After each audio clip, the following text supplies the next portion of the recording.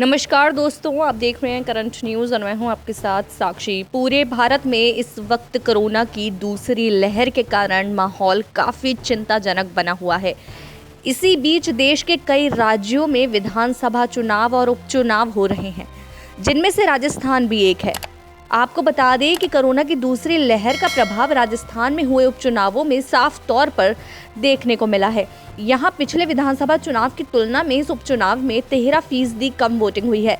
इस बार कुल 7.71% मतदान हुआ, जबकि 2018 में 73% वोटिंग हुई थी। राजसमंद में 9.41%, 3.29% का सहाड़ा में 17% वोटिंग कम हुई है। बताया जाता है कि इस चुनाव में कांग्रेस की जीत होने के आसार बन रहे हैं।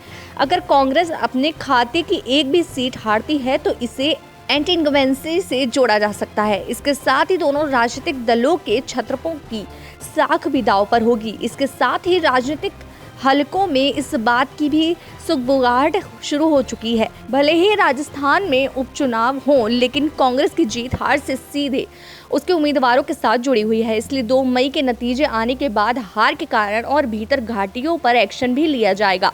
यही नतीजे दोनों राजनीतिक दलों के कुछ नेताओं का सियासी भविष्य भी तय करने वाले हैं।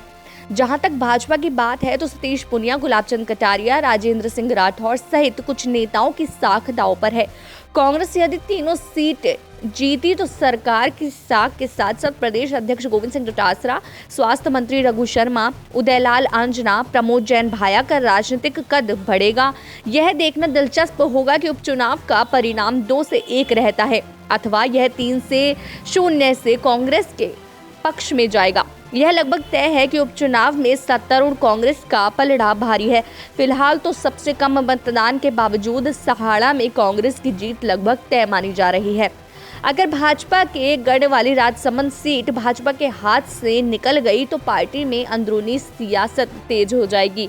भाजपा की स्टार प्रचारक वसुंधरा राजे ने कुछ नहीं किया, यहाँ तक कि वे पारिवारिक कारणों से उपचुनाव में प्रचार के लिए भी नहीं गई, जिसके लिए वसुंधरा राजे गुट को इसके लिए सवालों के कटघरे में खड़ा किया जा सकता है।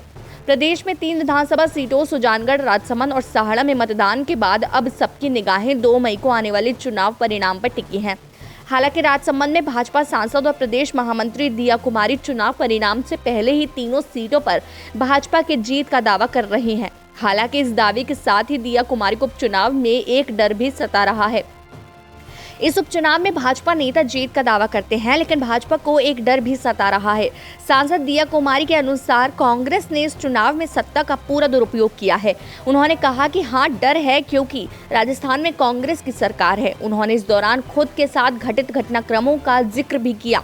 दिया कुमारी के अनुसार राजसमंद में जिस प्रकार कांग्रेस नेताओं ने और अधिकारियों ने सरकार के दबाव के कारण बार बार चुनाव को प्रभावित करने का काम किया, वो इस बात का संकेत है कि कांग्रेस को इस उपचुनाव में हार का डर और बौखलाहट है। दिया कुमारी ने कहा कि इस उपचुनाव के दौरान कांग्रेस कार्यकर्ता और नेताओं ने उन्हें भी भयभीत करने की कोशिश की थी, जिसकी शिकायत थाने में भी कराई गई है। वहीं जिस प्रकार इस पूरे उपचुनाव के दौरान राजसमंद क्षेत्र में सत्ता का दुरुपयोग किया गया, उसकी शिकायत निर्वाचन विभाग में भी की गई, लेकिन इन शिकायतों पर क्या कार्रवाई होती है यह तो समय ही बताएगा। ऐसी और खबरों के लिए देखते रहिए करंट न्यूज़।